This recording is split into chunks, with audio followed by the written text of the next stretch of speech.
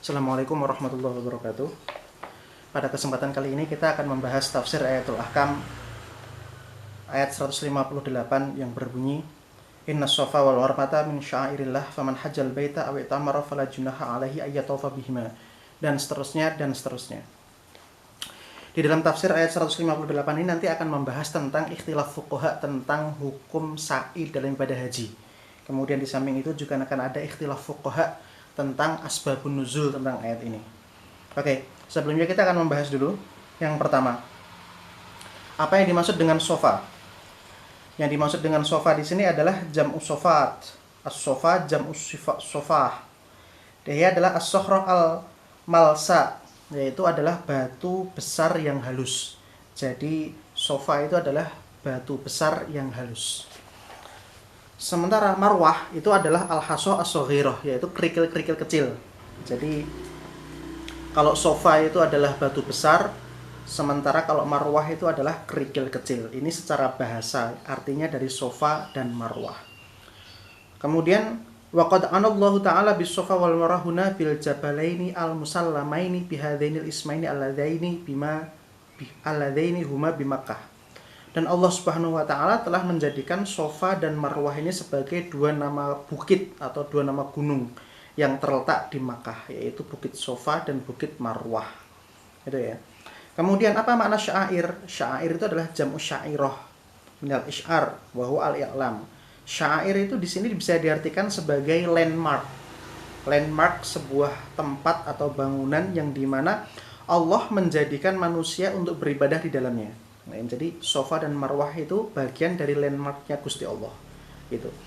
Kemudian apa yang dimaksud dengan hajj? Al-hajju. Yang dimaksud dengan haji ini apa sih? Karena disebutkan dalam ayat faman hajjal baita. Nah, haji, hajjun, yang dimaksud dengan hajjun itu ada dua makna. Yang pertama adalah al-qasdu. Al-qasdu itu adalah niat, kesengajaan, itu maksud, itu al-qasdu.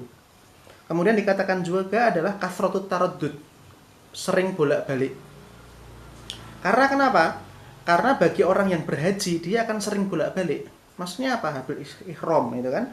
Kemudian dia akan pergi ke Arafah, kemudian balik lagi untuk tawaf, kemudian balik lagi ke Mina, kemudian balik lagi. Karena sering bolak-balik inilah maka disebut dengan haji.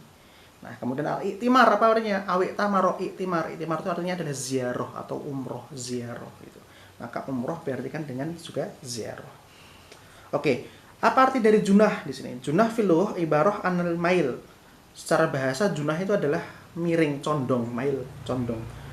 Dan secara bahasa condongnya maksudnya adalah condong kepada keburukan. Bil maili ilal ithmi. Maksudnya adalah berbuat dosa. Junah itu berbuat dosa.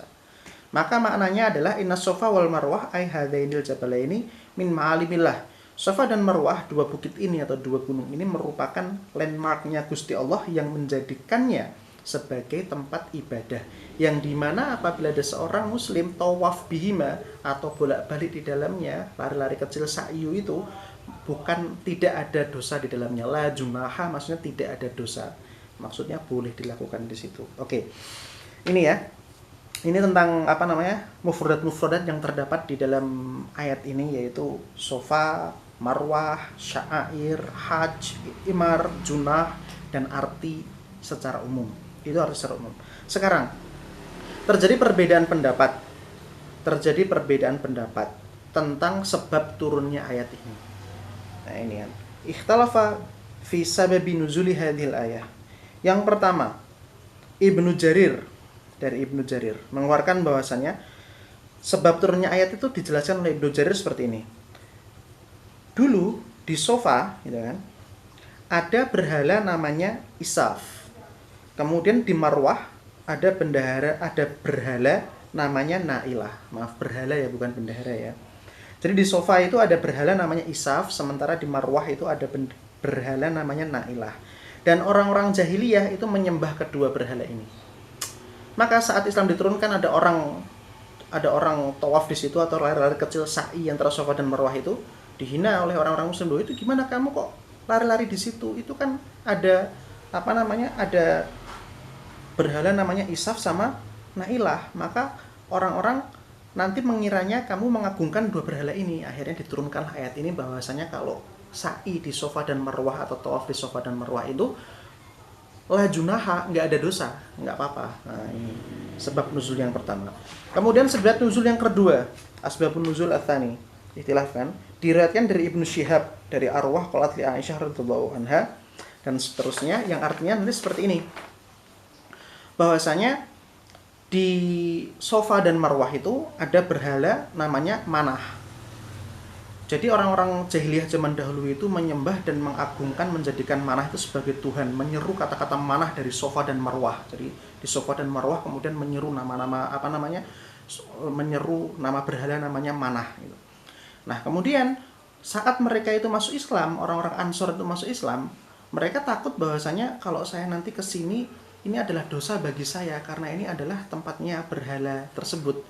Maka diturunkanlah ayat ini bahwasanya kalau lari-lari kecil atau tawaf atau sa'i di antara Safa dan Marwah itu bukan merupakan sebuah dosa, la junaha alaihi, kayak gitu ya. Nah, sekarang ada perbedaan pendapat tentang hukum sa'i di antara Safa dan Marwah. Kalau kita sa'i antara Safa dan Marwah dalam haji itu hukumnya apa? Ini ada 3 perbedaan pendapat. Pendapat pertama adalah pendapatnya Syafi'i, Imam Ahmad, dan madhab yang masyhur dari Imam Malik. Berkata bahwasanya sa'i itu rukun haji. Barang siapa haji tapi nggak melakukan sa'i, maka hajinya nggak sah. Gitu kan? Pendapat yang kedua itu adalah pendapatnya Imam Abu Hanifah, Shahibul Madzhab Hanafiyah. Berkata bahwasanya, dan juga pendapat lain dari madhab Imam Malik. Jadi Imam Malik ini Malikiyah ini ada 2 madhab yang ada 2 pendapat. Yang pendapat yang masyhur itu mengatakan bahwasanya rukun. Pendapat yang kedua sama seperti pendapat Abu Hanifah, bahwasanya dia hanya sunnah, akan tetapi kalau meninggalkan sunnah ini, haji ini, dia wajib membayar denda. Nah, pendapat yang ketiga dikatakan bahwasanya dia murni sunnah. Kalau meninggalkan sa'i di Safa dan Marwah dalam haji, maka ya tetap nggak apa-apa dan tidak wajib membayar dam. Itu 3 pendapat. Sekali lagi saya ulangi, 3 pendapat tentang hukum sa'i atau bolak-balik antara Safa dan Marwah dalam haji. Yang pertama adalah pendapatnya Imam Syafi'i, kemudian pendapatnya Imam Ahmad, dan juga qaul masyhur fi madhab Imam Malik. Itu mengatakan bahwasanya sa'i itu hukumnya adalah wajib dan rukun haji. Kalau meninggalkan maka hajinya tidak sah. Pendapat kedua pendapatnya Imam Abu Hanifah, dan qaul tsani min Imam Malik, min madhab Imam Malik.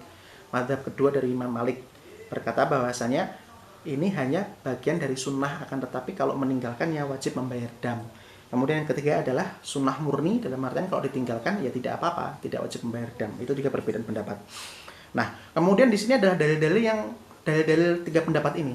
Adapun pendapatnya Imam Syafi'i dan juga pendapatnya Imam Ahmad dan masyhur min mazhab Imam Malik yang berkata bahwasanya Safa itu rukun haji, itu berpendapat dari hadisnya Rasulullah Muhammad SAW bersabda, Is'au fa innallaha kataba alaikum as-sa'ya.